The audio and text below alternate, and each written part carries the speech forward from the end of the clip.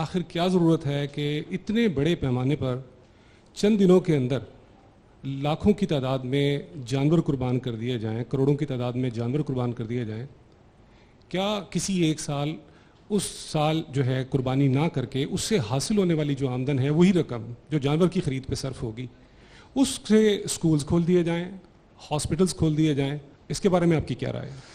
جاوید صاحب اس میں ایک چیز ایڈ کر دوں ان کے سوال میں کہ قرآن تو یہ کہتا ہے نا کہ اللہ کو نہ خون پہنچتا ہے نہ گوشت پہنچتا ہے بلکہ تقویٰ پہنچتا ہے. اس کے پیچھے جو چیز کار فرما ہے وہ اصل میں اللہ تعالیٰ کے وجود کی نفی ہے. یعنی آپ دنیا میں جیتے ہیں تو تعلقات میں جیتے ہیں. میرا ایک ماں کے ساتھ رشتہ ہے، باپ کے ساتھ رشتہ ہے. ممکن ہے کہ میری ماں کے کچھ مطالبے ہوں، میرے باپ کے کچھ مطالبے ہوں، اعزاء و اقربا کے ہوں، قوم کے ہوں، وطن کے ہوں، تو ایک پوری شخصیت کے طور پر مجھے زندگی بسر کرنی ہے. تو خدا کے ساتھ بھی میرا ایک تعلق ہے. میرے رشتوں میں سب سے بڑا رشتہ وہ ہے، اس لیے کہ وہ میرا خالق ہے. تو اس کے ساتھ میرے تعلق کا اظہار ہونا چاہیے. انسان محض ایک مادی وجود نہیں ہے، وہ اپنی ایک نفسیاتی حقیقت بھی رکھتا ہے. آپ یہ دیکھیے، آپ نے اتنے بڑے پیمانے پر پریڈ منعقد کی، آپ نے اتنے بڑے پیمانے پر جنگ ستمبر کی یاد منائی، آپ اتنے بڑے پیمانے پر نکلتے ہیں اور یوم آزادی مناتے ہیں. کیوں؟ کیا وجہ ہے؟ اس میں بھی اربوں روپیہ خرچ ہوتا ہے لیکن کسی کو یاد نہیں آتا. وجہ کیا ہے؟ وجہ یہ ہے کہ وطن آپ کو نظر آتا ہے، قوم آپ کو نظر آتی ہے، آزادی آپ کے لیے ایک مشہود حقیقت ہے. خدا کے ساتھ تعلق یہ وہ حقیقت نہیں رہا ہوا. تو جب آپ اللہ تعالیٰ کے ساتھ اپنے تعلق کو مضبوط اور مستحکم کرنا چاہتے ہیں، اور ذرا فلسفے پر نگاہ کیجئے.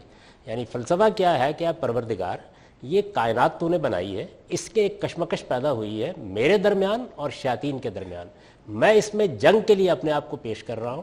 تو یہ بہت بڑی علامت بن جاتی ہے. یعنی چونکہ ہم اس کی حقیقت سے واقف نہیں ہیں، خدا کے ساتھ تعلق اور اس کی معرفت کا شعور نہیں رکھتے، تو اس وجہ سے اس طرح کی بات کرتے ہیں. ہماری پوری زندگی کو متوازن ہونا چاہیے. یعنی وہ اللہ تعالیٰ کے ساتھ اپنے تعلق میں بھی نمایاں ہو، وہ ماں باپ کے ساتھ اپنے تعلق میں بھی نمایاں ہو، وہ قوم اور وطن کے ساتھ بھی اپنے تعلق میں نمایاں ہو. اور میں آپ سے یہ بھی عرض کر دوں کہ آپ اگر اس پر پابندی لگا دیں تو اس کا نتیجہ یہ نہیں نکلے گا کہ وہ روپیہ کہیں اور چلا جائے گا. یعنی انسان، پورے انسان کا ظہور ہوتا ہے. میں ماں کے لیے کچھ کرتا ہوں، بیوی کے لیے کچھ کرتا ہوں، باپ کے لیے کچھ کرتا ہوں، وہاں آپ یہ سوال نہیں اٹھاتے. میں ملک اور قوم کے لیے بہت کچھ کرتا ہوں، وہاں بھی آپ یہ سوال نہیں اٹھاتے. بہت جشن منائے جاتے ہیں، بہت بڑے پیمانے کے اوپر تقریبات ہوتی ہیں، آپ کہتے ہیں اس سے جذبہ پیدا ہو رہا ہے، اس سے قوم کے ساتھ محبت عروج کو پہنچ رہی ہے. یہاں کچھ نہیں پیدا ہو رہا. یا خدا کے ساتھ ایک تعلق ہے، اس کا اظہار ہو رہا ہے. اس تعلق کی ایک علامت ہے جو آپ نے گویا اپنی جان کے فدیے کے طور پر ادا کر دی ہے. تو اس لیے میری گزارش یہ ہے کہ ان لوگوں کو یہ سمجھانے کی کوشش کرنی چاہیے کہ آپ قربانی پر گفتگو کرنے سے پہلے خدا کو سمجھیں اور خدا کے ساتھ اپنے تعلق کو سمجھیں، اور پھر اس کو اپنی زندگی میں وہ جگہ دیں جو دینی چاہیے. یعنی سب سے بڑی جگہ اس کی ہونی چاہیے. تو پھر آپ کو یہ چیز نظر نہیں آئے گی. لوگوں کو انفاق کے لیے بلانا ہے، اسکول قائم کرنے ہیں، مدرسے قائم کرنے ہیں. آپ اطمینان رکھیے، لوگوں کے پاس بہت کچھ موجود ہے، اور اگر ان کے اندر صحیح جذبہ پیدا ہوگا تو وہ یہاں بھی خرچ کرنے کے لیے تیار ہوں گے. لیکن جس جذبے کی یہاں آبیاری مقصود ہے وہ معمولی چیز نہیں ہے.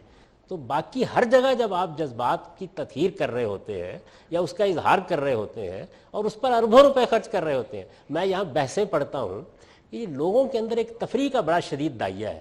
اس کی تسکین کے لیے آپ کو پتنگ بازی کے تہوار کو منانا چاہیے. اس میں روپیہ نہیں خرچ ہوگا، کاغذ پر خرچ نہیں ہوگا، اس میں جاوید صاحب اس پر بانس کی تیلیوں پر خرچ نہیں ہوگا. یعنی وہ سب ہو رہا ہوتا ہے. لیکن آپ یہ دیکھیے کہ اصل چیز کیا ہے. اصل چیز یہ ہے کہ آپ اصل میں خدا کے تعلق کو ایک زندہ تعلق کے طور پر محسوس نہیں کرتے. چنانچہ کیلکولیٹر بھی لے کے بیٹھ جاتے ہیں کہ اچھا نماز میں وقت کتنا صرف ہوا، روزے میں طاقت کتنی خرچ ہوئی.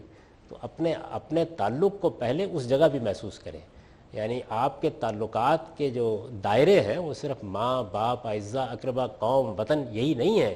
سب سے بڑا جو تعلق ہے وہ اس کائنات کے پروردگار کے ساتھ ہے جس نے آپ کو تخلیق کیا.